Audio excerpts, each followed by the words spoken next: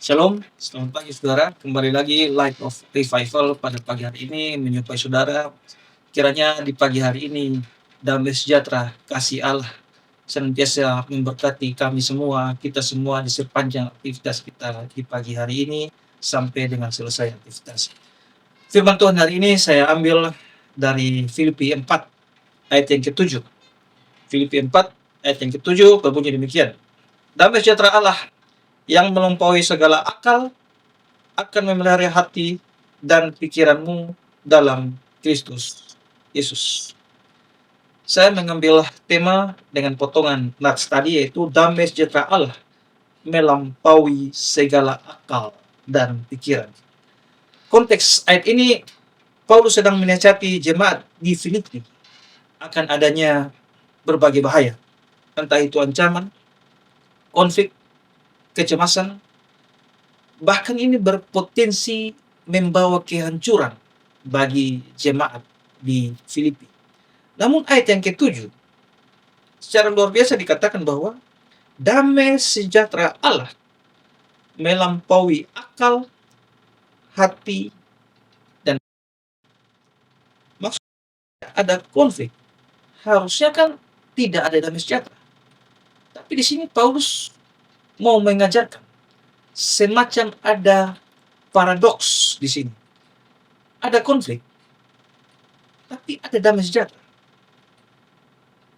Apa yang Paulus maksudkan di sini?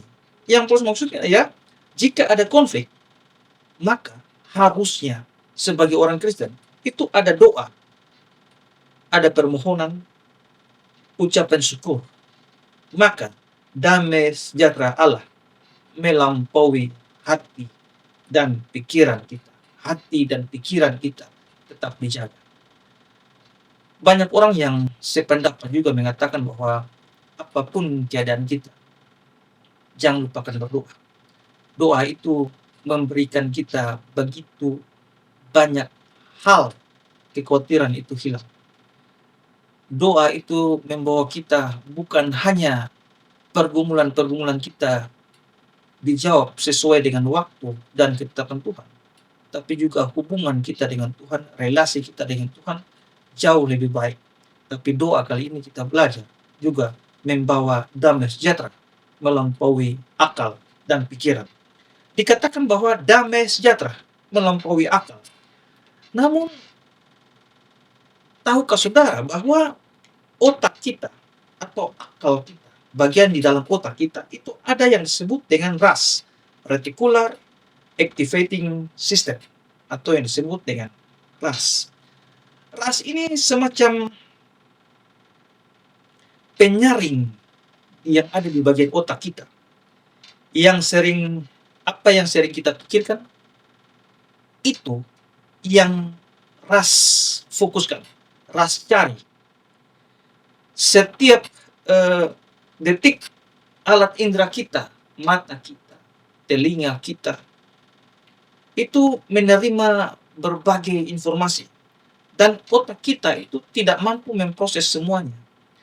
Apa yang kita gumuli, apa yang menjadi fokus kita, itu yang menjadi sasaran utama RAS. RAS mencari hal itu, menyaringnya, lalu mengirim informasi itu yang dianggap penting di dalam kesadaran kita. Apa yang kita fokuskan, itu yang RAS cari, lalu mengirimnya ke dalam kesadaran kita. Lalu amigdala pada bagian otak yang lain itu menerima apakah ini berbahaya atau tidak. Nanti dibuktikan dengan berupa ada kecemasan dalam diri kita, jantung kita mulai berdetak meningkat, otot kita mulai menegang, fokus pikiran kita mulai merasa terancam. Ini adalah pekerjaannya amigdala.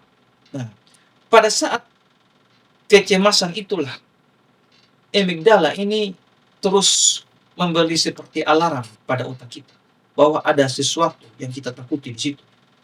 Nah, tapi pada bagian teks Alkitab ini adalah sesuatu hal yang sangat luar biasa.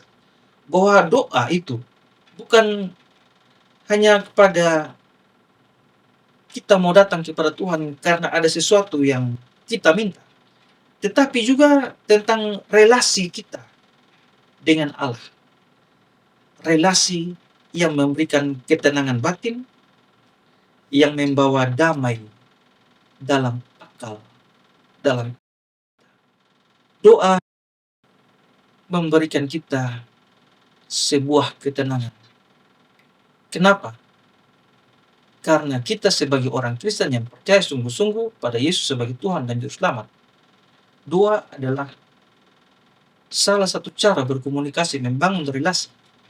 Dan doa ini pun karena kita percaya bahwa Allah kita Allah yang luar biasa, sehingga dengan doa memberikan ketenangan pada kita, ketenangan batin, akal, pikiran kita.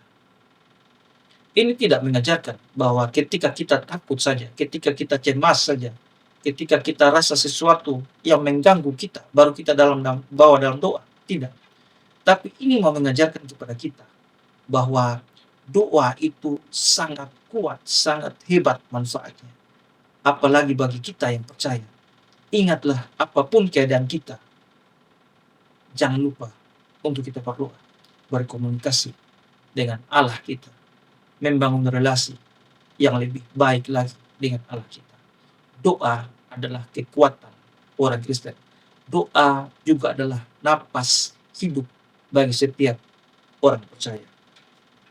Karena itu saudara, sebelum menjalani seluruh aktivitas di pagi hari ini, pastikan ada kekuatan dalam pikiran, dalam akal kita melalui doa. Doa bukan hal yang remeh-temeh. Doa adalah sebuah kekuatan jiwa, kekuatan pikiran kita. Berserah pada Yesus, percaya apa saja yang diberikannya pada kita itu adalah yang terbaik. Mari kita berdoa. Terima kasih Tuhan untuk firman hari ini. Kami percaya bahwa keadaan jasmani kami kadang berubah-ubah sesuai dengan keadaan. Tapi kami menjadi percaya, menjadi semakin yakin bahwa kami mempunyai Allah yang luar biasa. Kami bisa datang kepada Allah melalui doa yang memberikan kami kekuatan secara luar biasa. Terima kasih Tuhan Yesus. Amin. Shalom.